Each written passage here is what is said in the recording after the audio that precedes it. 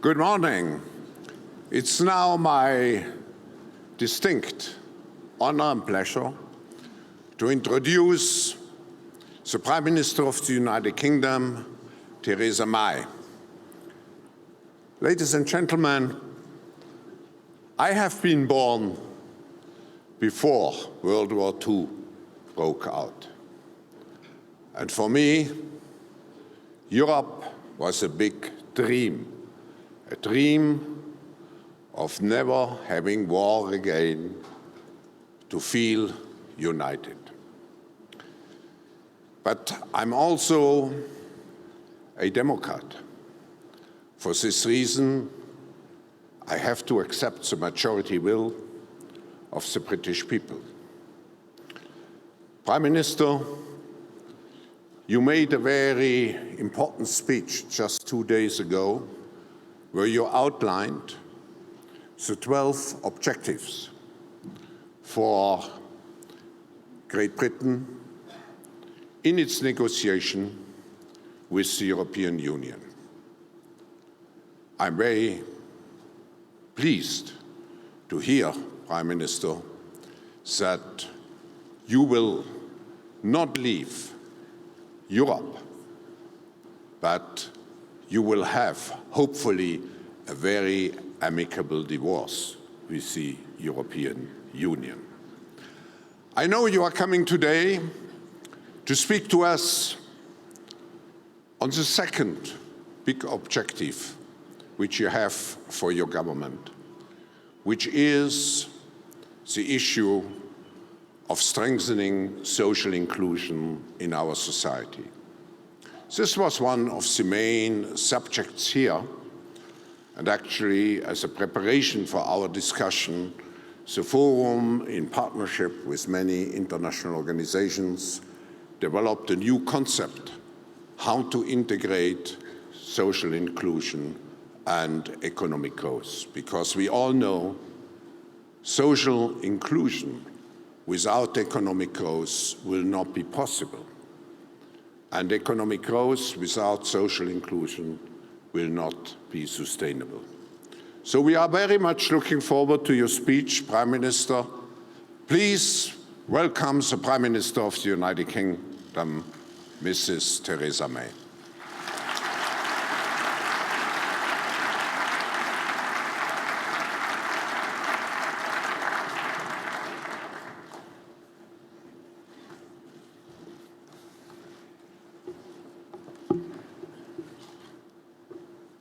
Thank you, Professor Schwab, for that introduction, and thank you for inviting me to speak here at the World Economic Forum this morning.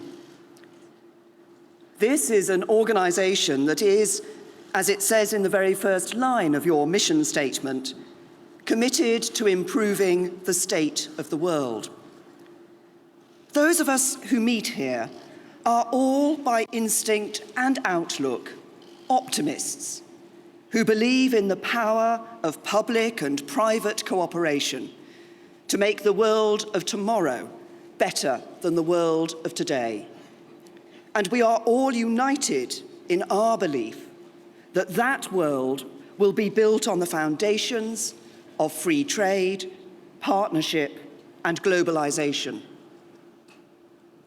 Yet beyond the confines of this hall, those forces for good that we so often take for granted are being called into question.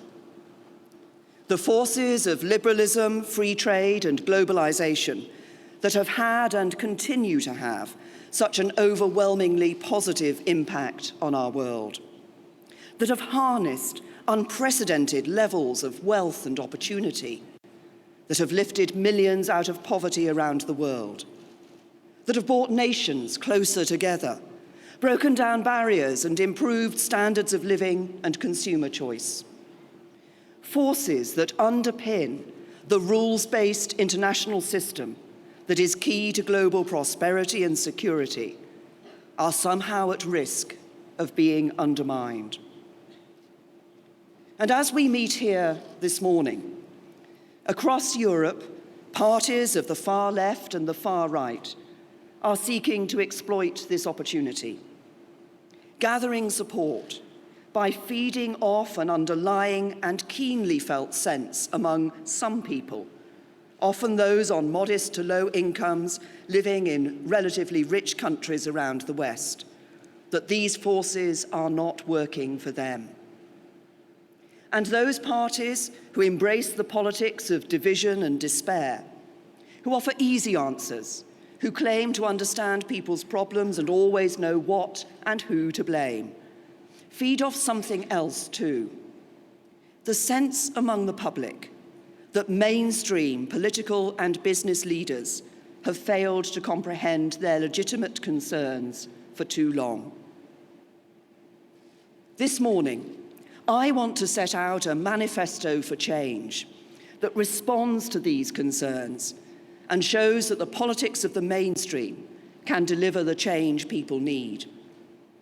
I want to show how, by taking a new approach that harnesses the good of what works and changes what does not, we can maintain, indeed we can build, support for the rules-based international system. And I want to explain how, as we do so, the United Kingdom, a country that has so often been at the forefront of economic and social change, will step up to a new leadership role as the strongest and most forceful advocate for business, free markets, and free trade anywhere in the world. For that is the unique opportunity that Britain now has. I speak to you this morning as the Prime Minister of a country that faces the future with confidence. For a little over 6 months ago, millions of my fellow citizens upset the odds by voting with determination and quiet resolve to leave the European Union and embrace the world. Let us not underestimate the magnitude of that decision. It means Britain must face up to a period of momentous change. It means we must go through a tough negotiation and forge a new role for ourselves in the world. It means accepting that the road ahead will be uncertain at times, but believing that it leads towards a brighter future for our country's children and grandchildren too.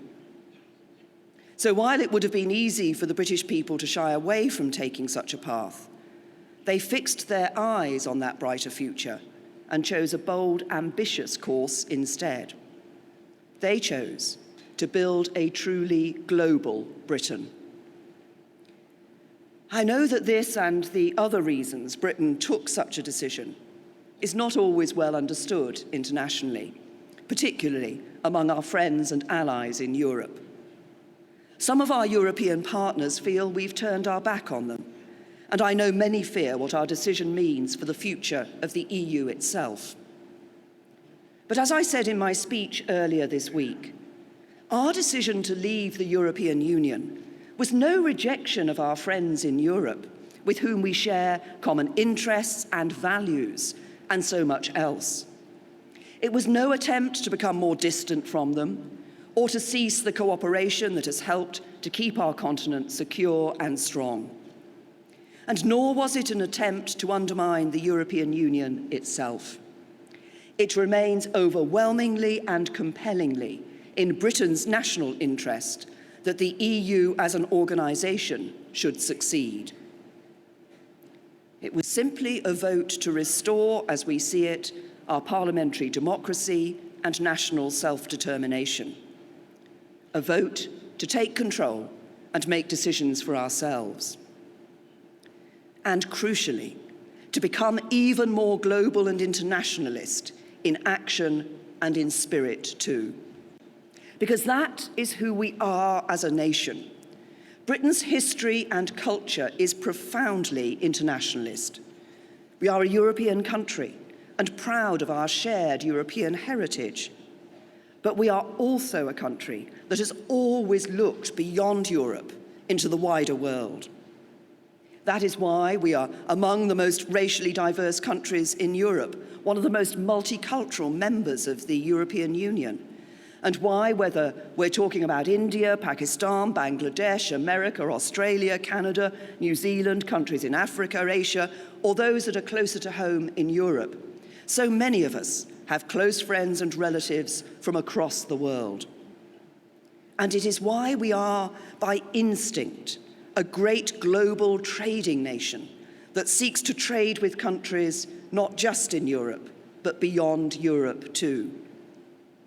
So at the heart of the plan I set out earlier this week is a determination to pursue a bold and ambitious free trade agreement between the UK and the European Union.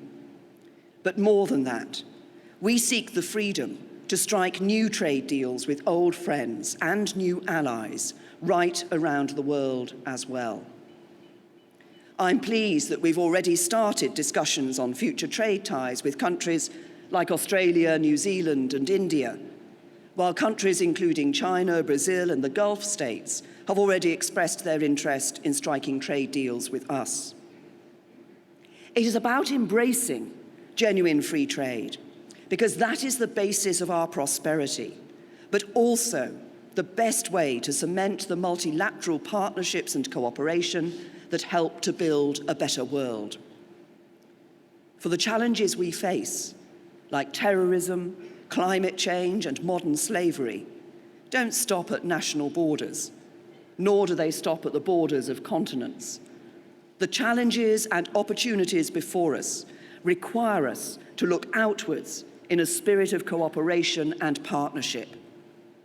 That is why, as I said in my speech on Tuesday, I want the UK to emerge from this period of change as a truly global Britain, the best friend and neighbour to our European partners, but a country that reaches beyond the borders of Europe too, a country that gets out into the world to build relationships with old friends and new allies alike.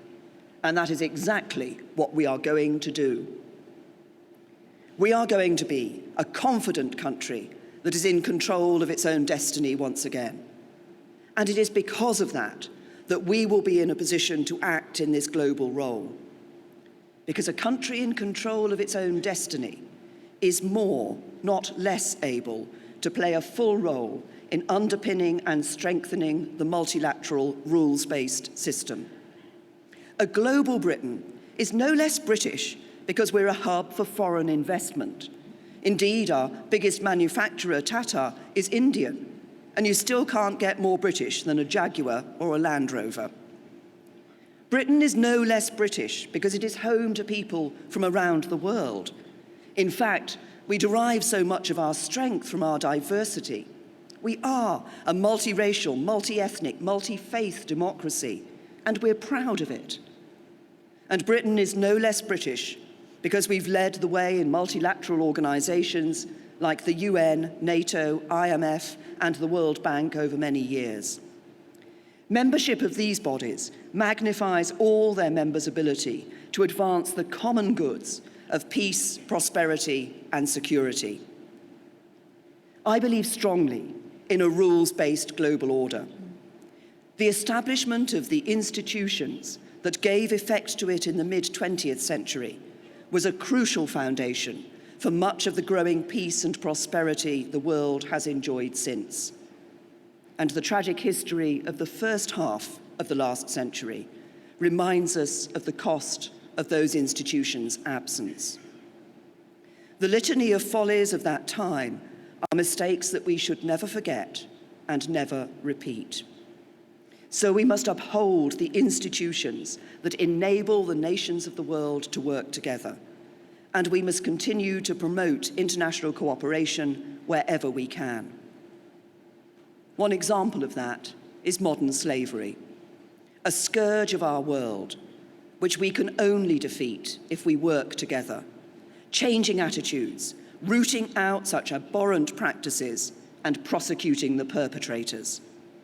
That is why at Davos this year, I've convened a high-level panel discussion to continue our coordinated effort to save those many lives which are tragically being stolen. International cooperation is vital, but we must never forget that our first responsibility as governments is to serve the people. And it is my firm belief that we, as governments, international institutions, businesses and individuals, need to do more to respond to the concerns of those who feel that the modern world has left them behind. So in Britain, we have embarked on an ambitious programme of economic and social reform that aims to ensure that as we build this global Britain, we are able to take people with us. A programme that aims to show how a strong Britain abroad can be a better Britain at home. Because talk of greater globalisation can make people fearful. For many, it means their jobs being outsourced and wages undercut. It means having to sit back as they watch their communities change around them. And in their minds, it means watching as those who prosper seem to play by a different set of rules, while for many, life remains a struggle as they get by, but don't necessarily get on. And these tensions and differences are increasingly exposed and exploited through the expansion of new technologies and the growth of social media. But if we are to make the case for free markets, free trade, and globalization, as we must, those of us who believe in them must face up to and respond to the concerns people have. And we must work together to shape new policies and approaches that demonstrate their capacity to deliver for all of the people in our respective countries. I believe this challenge demands a new approach from government, and it requires a new approach from business too.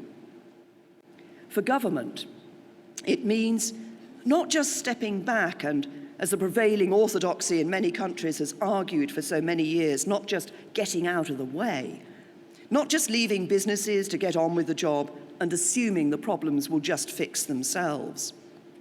It means stepping up to a new active role that backs businesses and ensures more people in all corners of the country share in the benefits of its success. And for business, it means doing even more to spread those benefits to more people. It means playing by the same rules as everyone else when it comes to tax and behaviour. Because in the UK, trust in business runs at just 35% among those in the lowest income brackets. And it means putting aside short-term considerations and investing in people and communities for the long term. These are all things that I know the vast majority of businesses do already, not just by creating jobs, supporting smaller businesses, training and developing people, but also by working to give something back to communities and supporting the next generation. Businesses, large and small, are the backbone of our economies, and enterprise is the engine of our prosperity. That is why Britain is and will always be open for business, open to investment in our companies, infrastructure, universities, and entrepreneurs, open to those who want to buy our goods and services, and open to talent and opportunities, from the arts to technology, finance to manufacturing. But at the same time as promoting this openness, we must heed the underlying feeling that there are some companies, particularly those with a global reach, who are playing by a different set of rules to ordinary working people. So it is essential for business to demonstrate leadership, to show that in this globalized world, everyone is playing by the same rules, and that the benefits of economic success are there for all our citizens. This work is absolutely crucial if we are to maintain public consent for a globalized economy and the businesses that operate within it. That is why I have talked a great deal about our country delivering yet higher standards of corporate governance to help make the UK the best place to invest of any major economy. That means several things. It means businesses paying their fair share of tax, recognising their obligations and duties to their employees and supply chains, and trading in the right way. Companies genuinely investing in and becoming part of the communities and nations in which they operate, and abiding by the responsibilities that implies. And all of us taking steps towards addressing executive pay and accountability to shareholders. And that is why I welcome the World Economic Forum's Compact for Responsive and Responsible Leadership that businesses are being asked to sign up to at this conference. It is this change, setting clear rules for businesses to operate by, while embracing the liberalism and free trade that enable them to thrive, which will allow us to conserve the ultimate good that is a globalized economy. I have no doubt at all about the vital role business plays, not just in the economic life of a nation, but in society too. But to respond to that sense of anxiety people feel, I believe we, business and government working together, need to do even more to make the case. That is why in Britain, we're developing a new modern industrial strategy. The term industrial strategy has fallen into something approaching disrepute in recent years, but I believe such a strategy that addresses the long-standing and structural weaknesses in our economy is essential if we are to promote the benefits of free markets and free trade as we wish. Our strategy is not about propping up failing industries or picking winners, but creating the conditions where winners can emerge and grow. It is about backing those winners all the way to encourage them to invest in the long-term future of Britain, and about delivering jobs and economic growth to every community and corner of the country. We can't leave all this to international market forces alone, or just rely on an increase in overall prosperity. Instead, we have to be practical and proactive. In other words, we have to step up and take control to ensure that free trade and globalization work for everyone. At the same time, we have embarked on an ambitious agenda of social reform that embraces the same principles: active, engaged government that steps up and works for everyone. Because if you're someone who's just managing, just getting by, you don't need a government that will get out of the way. You need an active government that will step up and champion the things that matter to you. Governments have traditionally been good at identifying, if not always addressing, the problems and challenges faced by the least advantaged in our societies. However, the mission I have laid out for the government I lead, to make Britain a country that works for everyone, goes further. It is to build something that I have called the shared society, one that doesn't just value our individual rights, but focuses rather more on the responsibilities we have to one another, that respects the bonds that people share, the bonds of family, community, citizenship, and strong institutions, and that recognizes the obligations we have as citizens, obligations that make our society work. It is these bonds and obligations that make our society strong and answer our basic human need for definition and identity. And I am absolutely clear that it is the job of government to encourage and nurture the relationships, networks, and institutions that provide that definition, and to correct the injustice and unfairness that divides us wherever it is found. Too often today, the responsibilities we have to one another have been forgotten as the cult of individualism has taken hold. And globalization and the democratization of communications has encouraged people to look beyond their own communities and immediate networks in the name of joining a broader global community. To say this is not to argue against globalization, nor the benefits it brings, from modern travel and modern media to new products in our shops and new opportunities for British companies to export their goods to millions of customers all around the world.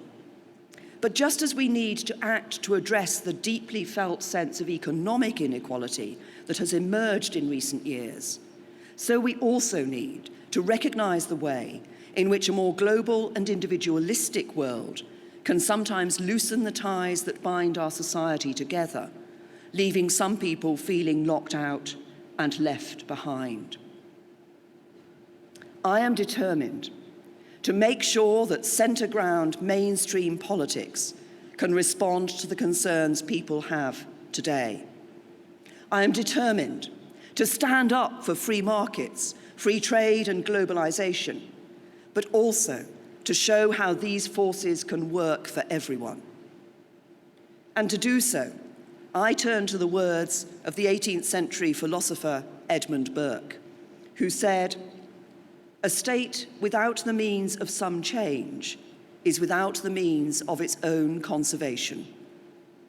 That great conservative principle, change in order to conserve, is more important than ever in today's complex geopolitical environment. And I feel it is of huge relevance to those of us here in Davos this week.